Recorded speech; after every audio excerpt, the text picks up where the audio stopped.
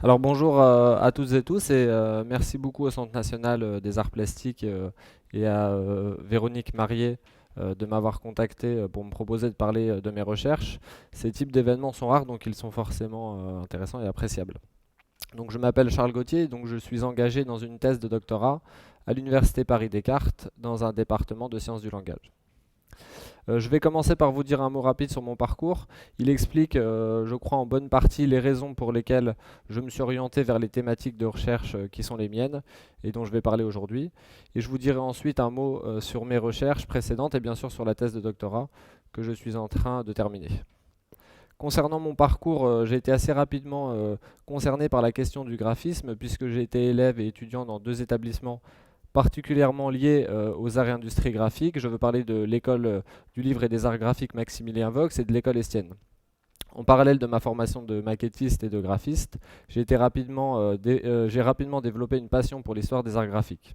J'ai découvert des ouvrages sur la question, des ouvrages de Fernand Baudin, de Gérard Blanchard ou de René Poneau, et ils ont suscité en moi un très vif intérêt pour l'histoire des arts graphiques, pour l'histoire du design et pour l'histoire de l'écriture. Ce sont donc les livres, comme beaucoup d'entre vous j'imagine, et quelques rencontres, notamment avec des enseignants, qui sont au point de départ de ma vocation. Donc j'ai décidé de m'inscrire à l'université dans l'idée de réaliser des recherches autour des questions de graphisme. Je me suis donc inscrit dans un département de sciences du langage à l'université Paris-Descartes pour deux raisons en particulier. Je voyais les sciences du langage comme une discipline ouverte aux questions de signes, d'écriture, autrement dit de langage au sens général et non pas forcément ou simplement de langue parlée. Sur ce point, je ne m'étais pas trompé, à ceci près peut-être que je découvrais que l'intérêt des sciences du langage pour l'écriture était un intérêt pour le moins ambigu ou conflictuel.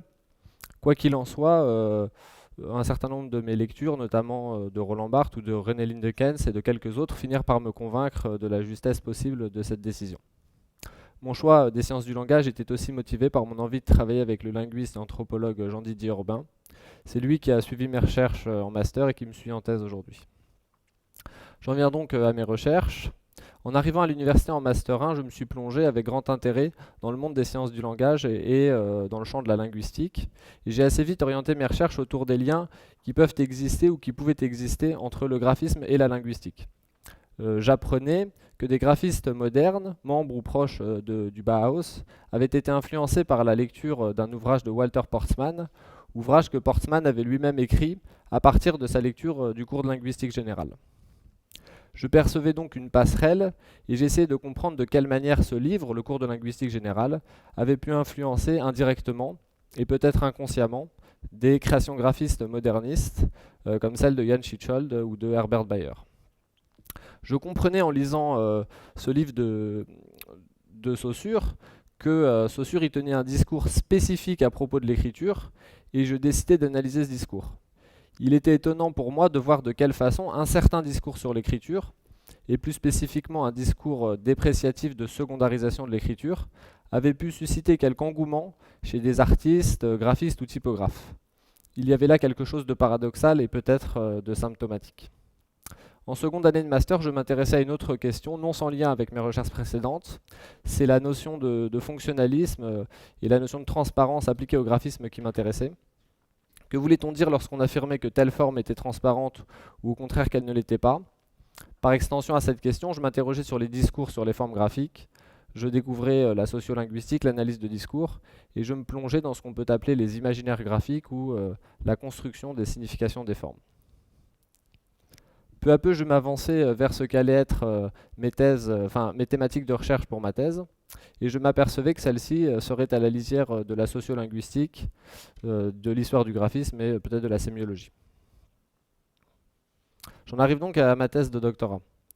Celle-ci porte sur la question des liens entre l'écriture et le politique, plus particulièrement au XXe siècle. Pas n'importe quelle écriture, ni n'importe quelle politique. Je veux parler de l'écriture comme image. L'écriture, chacun le sait, a une double identité. Elle est un code linguistique et une forme graphique. Ma thèse se concentre spécifiquement sur la dimension iconique de l'écriture. Je m'attache donc aux formes ou à ce que les linguistes peuvent appeler le signifiant graphique. Je crois que ce signifiant peut dire ou révéler des choses sur le plan de l'expressivité, mais aussi sur le plan politique.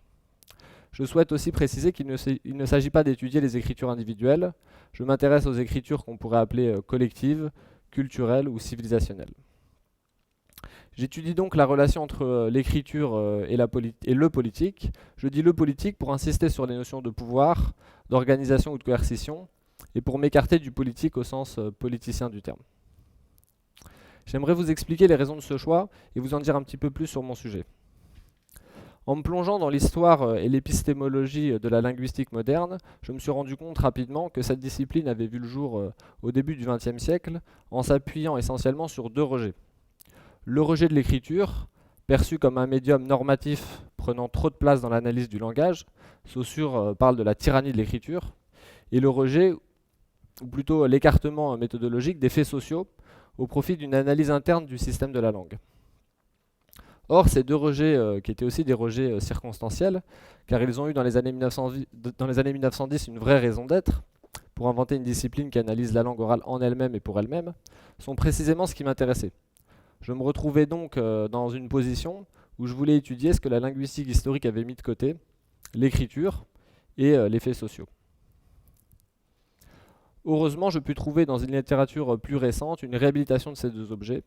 Pour l'écriture, chez des auteurs aussi différents que Jacques Goudy, Anne-Marie Christin ou encore Béatrice Frankel, et pour l'importance des faits sociaux, chez des sociolinguistes comme William Labov ou Louis-Jean Calvé. J'inscris donc ma thèse dans un double héritage, celui des chercheurs qui ont réinséré dans le champ des sciences humaines l'écriture comme un objet digne d'intérêt, et celui des chercheurs qui ont insisté sur l'importance des faits politiques et sociaux dans la construction et l'appréhension des langages. À partir de là, je fis un deuxième constat qui est à l'origine de mon sujet. Je m'aperçus que si la question des liens entre la langue et le pouvoir avait fait l'objet de nombreuses recherches, il en allait différemment de ce qui concerne la question des liens entre l'écriture et le pouvoir. Il existe bien sûr des recherches sur l'écrit et le pouvoir. On peut penser aux recherches d'Henri-Jean Martin, de Jacques Goudy, de Roger Chartier et d'autres. Mais la question du rapport entre le pouvoir et l'écriture, je veux dire l'écriture envisagée non pas prioritairement mais essentiellement comme image, comme graphie, a été moins questionnée dans le champ des sciences du langage, surtout en ce qui concerne le XXe siècle. Et c'est pourtant ce lien qui m'intéressait. Il s'agissait pour moi de déplacer donc deux focales, celle de la langue et celle de l'écrit, pour m'intéresser à l'écriture. C'était donc pour moi un retour aux formes graphiques. Je questionne donc la graphie et son rapport au pouvoir. Dans les préalables de ma thèse se trouve une réflexion sur le pouvoir des formes de l'écrit. Pour mener ce questionnement introductif, je puise à la fois dans le monde des arts graphiques, en évoquant des figures comme Pierre Faucheux ou Herblou Baline, et dans le monde des sciences humaines, en rappelant par exemple la rencontre que fit Claude Lévi-Strauss avec Julio, un membre de la tribu des Nambikwara qui avait, en recopiant l'écriture de l'anthropologue sans la connaître, suscité la crainte et l'admiration des membres de sa communauté, dévoilant ainsi la puissance possible de l'écriture comme image. La question de l'expressivité de l'écriture, les graphistes la connaissent bien, mais c'est une chose que les sciences humaines ont tendance à moins apercevoir. L'idée de prosodie est toujours associée à la parole et non à l'écriture, et on suit souvent dans les sciences humaines l'idée rousseauiste du caractère inexpressif, voire figé, de l'écriture en comparaison à la langue orale. C'est pourtant une question liminaire importante, car c'est parce que l'écriture peut être expressive qu'elle peut être politique. Mais la partie centrale de ma thèse concerne moins le pouvoir de l'écriture que le pouvoir sur l'écriture. C'est-à-dire plus spécifiquement la question des politiques linguistiques de l'écriture et la question de l'instrumentalisation de l'écriture à des fins politiques. Et donc, les discours sur l'écriture ou les imaginaires de l'écriture. Cette idée m'est venue notamment après un événement particulier, la destruction en septembre 2013 dans la ville de Vukovar en Croatie par des centaines de personnes, des panneaux routiers de la ville au prétexte que ces derniers, tout récemment installés, étaient biscripturaux, c'est-à-dire à la fois inscrits en caractère latin et en caractère cyrillique. Je n'ai pas le temps ici d'insister sur cet événement, mais vous comprenez ce qu'il peut impliquer, car ces destructions étaient bien sûr politiques et liées à un rejet de l'écriture cyrillique. J'ai donc envie d'interroger, à partir de cet exemple, la question de la politique et de l'écriture au XXe siècle. Je veux savoir si la graphie a eu partie liée, d'une façon ou d'une autre, avec quelques grands paradigmes politiques de ce siècle. Ma thèse s'articule autour de l'opposition entre le particulier et l'universel, et de cette dichotomie peut naître des questions non pas subsidiaires mais complémentaires, comme la question du progrès ou du conservatisme. J'étudie l'écriture et la question identitaire à partir d'événements divers qui peuvent être éloignés, mais qui ont en commun d'avoir engendré une cristallisation culturelle ou nationaliste à partir de l'écriture. On a parlé de la Croatie, mais il peut être question d'autres choses, le gothique ou diverses pratiques d'ethnocentrisme scriptural. Quant à la question de l'universalisme, j'essaie de montrer qu'elle n'a pas concerné dans le champ de la communication que la langue, mais aussi l'écriture. J'opère une distinction entre les écritures universelles et les écritures universalisées, et je propose une analyse des enjeux politiques manifestes ou implicites des pasigraphies. À chaque fois, je suis particulièrement sensible au discours. Mon corpus n'est pas fait que d'images. Les discours font aussi partie de mon corpus. Ce sont eux que j'analyse, à la fois pour restituer ou recontextualiser les événements, mais aussi afin de montrer le caractère politique et souvent contestable des propos sur l'écriture. Propos qui se présentent souvent comme naturels ou scientifiques. Je m'intéresse, pour reprendre l'expression qu'utilise Philippe Bouchinger dans le gothique urbain, au processus de sémantisation des formes scripturales. En linguistique, nous pourrions parler de projection ou d'imaginaire.